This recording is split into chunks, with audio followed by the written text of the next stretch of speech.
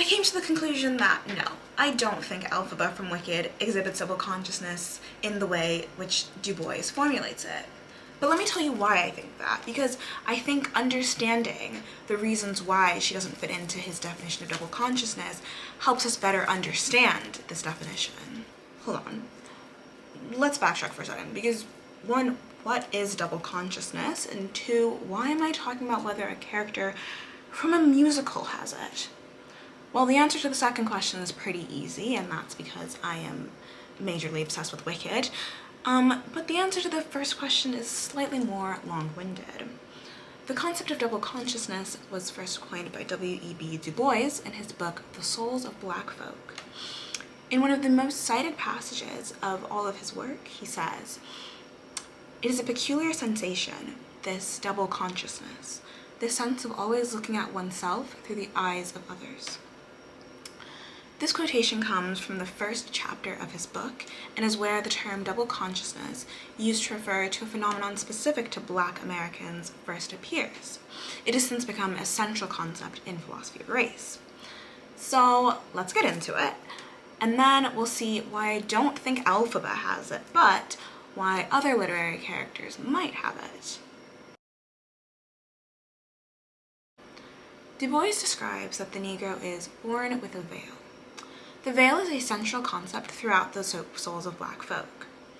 The veil represents a manifestation of what Du Bois calls the color line, which is a line that demarcates the boundary between Black Americans and white Americans. Black Americans and white Americans exist in different worlds, and these worlds are separated, metaphorically of course, by the color line. The veil, then, is a barrier that prevents Black Americans from integrating into the white world, but still allows them to exist within the white world and observe how it operates. Black Americans are forced to exist in this white world because it's the dominant world in the US, but they're bound by the veil, which limits them from truly being a part of this world. Like a veil, they can see all the possibilities of opportunities that lie within the other side, but these are obfuscated by this veil and sealed and hidden from their reach. The color line not only divides the Black and white worlds, but it also marks the internal division that Black Americans are forced to reconcile with. Du Bois notes that Black Americans deal with unreconciled strivings because to be American and to be Black is an inherent contradiction, given that Blackness is synonymous with otherness. Due to this, Black Americans adopt this double vision of themselves as they attempt to settle the fact that their existence is a contradiction. Understanding the veil and the color line provides a foundation for understanding double consciousness. Du Bois labels double consciousness as the sense of always looking at oneself through the eyes of others. The double vision which Black Americans possess because of the two selves that exist within them. It is a dissonance that they experience because they view themselves through two contrasting lenses, how the white world sees them and how they see themselves. There's a fundamental disconnect between their dual selves because they're both Black and American, two juxtaposing aspects of one's identity, as Du Bois sees it. He refers to it as two warring ideals in one dark body. Black Americans ever experience a tension between these two parts of their identity, leading to them developing double consciousness. They are a part of two worlds, such that they can never experience oneness, because they're constantly going between the two worlds. Now, one could say that there's a silver lining, if you will, to experiencing double consciousness, because it comes with some epistemic privileges. The second sight, which Du Bois mentions. Through using the metaphor of the veil, Du Bois describes that Black Americans are gifted with second sight. Though the veil prevents them from accessing the white world, it does come with the advantage of allowing Black Americans to bear witness to two worlds, meaning they're able to better obtain insight into each world, given that they're equipped with the knowledge of and from the other world. Because Black Americans are familiar with both how their own Black world operates and how the white world operates, Du Bois describes that they gain the second sight in this American world, which provides them with a more nuanced understanding of the white world. This puts them at an advantage to those who only exist in one world, and so are unable to grasp some of the nuances of their own world. These nuances are only noticeable if you have an outside perspective on the world. Such a phenomenon causes things like white blindness, when white people are unable to see and understand the systematic oppression inflicted upon Black people in the US. Okay, I've outlined how double consciousness works on a more abstract level, but let's look at it how it actually manifests. So I was first introduced to the concept of double consciousness in a class that I took last semester, in which we read fictional books which centered Black storylines and analyzed them from a philosophical perspective. The first book we read was Native Son by Richard Wright, and this was my first encounter of double consciousness. If you're not familiar with the story, here's a quick summary. The novel follows the story of a young Black man, Bigger Thomas, living in Chicago in the 1930s. After an accidental action puts him in a dangerous situation, he tries to escape the consequences of his action, but ultimately is led down a path of no return. I feel like I'm Spark Notes right now, but that's a quick little summary. Throughout the book, the main character, Bigger Thomas, very noticeably demonstrates double consciousness.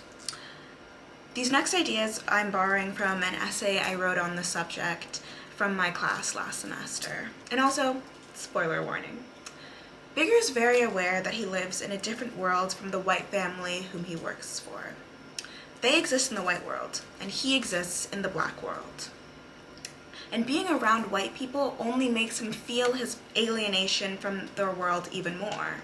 There's a scene in the book where Bigger is in a Black diner with Mary, who's the daughter in the white family for who he chauffeurs, and Jan, her boyfriend. In this moment, he describes how just feeling their presence makes him feel his Black skin, because his double consciousness allows him to see that Mary and Jan are seeing him as nothing more than his Black skin. He, in turn, sees himself in the same way. He's just his Blackness. His double consciousness allows him to be cognizant of the way he's represented in different contexts. Another example of Bigger's double consciousness is, guys, big spoiler alert, so if you're planning on reading this book, skip to, maybe this part of the video. Another example is when he accidentally smothers Mary to death. The third-person narrator describes that in this moment, Bigger was a murderer, a Negro murderer, a Black murderer. He had killed a white woman.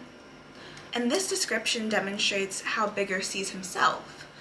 What's notable about this, and really interesting, is that once the news of this murder is made public, this is exactly how the newspapers describe him, actually. They say almost the exact same thing later in the book.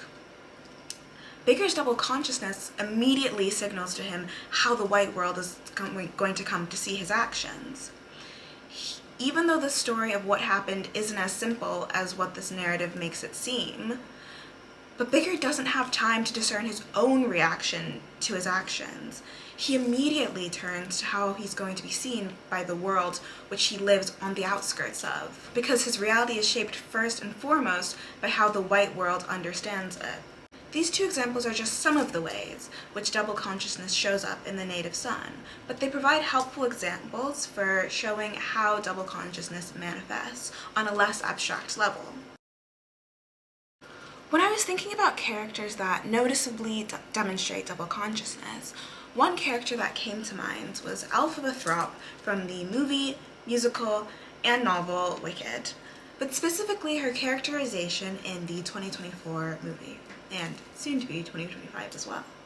I'm a big fan of the musical, and I was so happy when the movie decided to cast Cynthia Erivo, a Black woman, as Elphaba, because it adds another dimension to her character.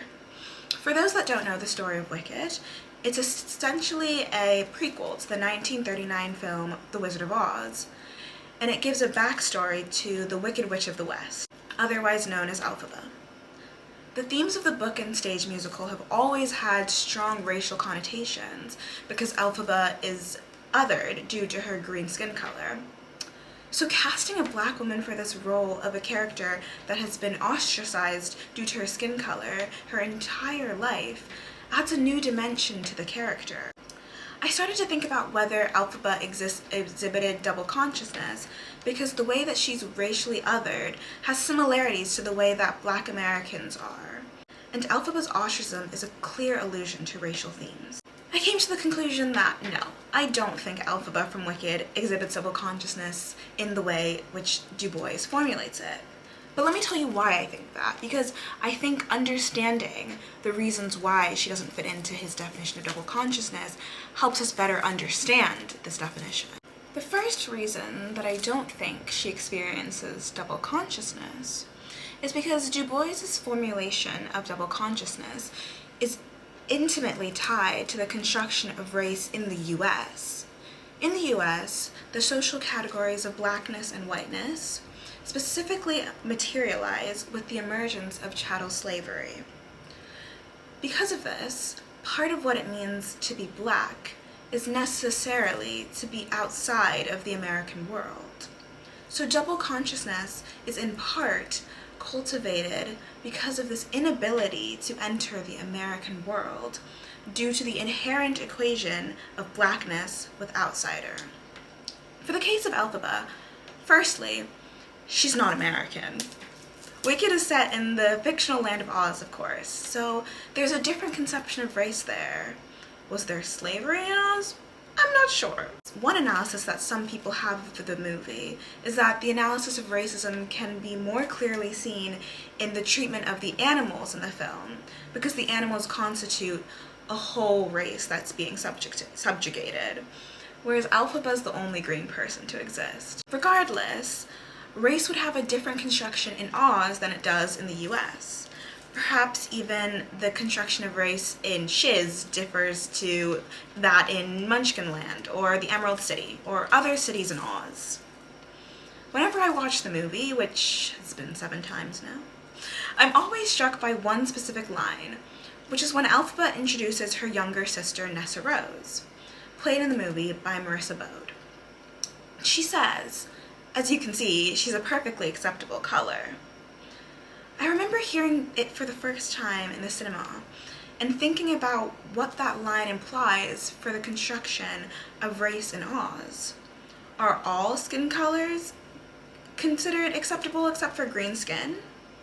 I'm not sure of the answer to this, but I do think that from this line alone, we can assume that race in Oz is very different to race in the US. Elphaba also doesn't have to deal with the unreconciled strivings which Black Americans face with their double consciousness. For Black Americans, to be Black and to be American is an inherent contradiction because blackness signifies being an outsider to the American world. I don't think it's quite the case that being green and being a Munchkinlander carry the same weight as blackness and Americanness, though I could be wrong.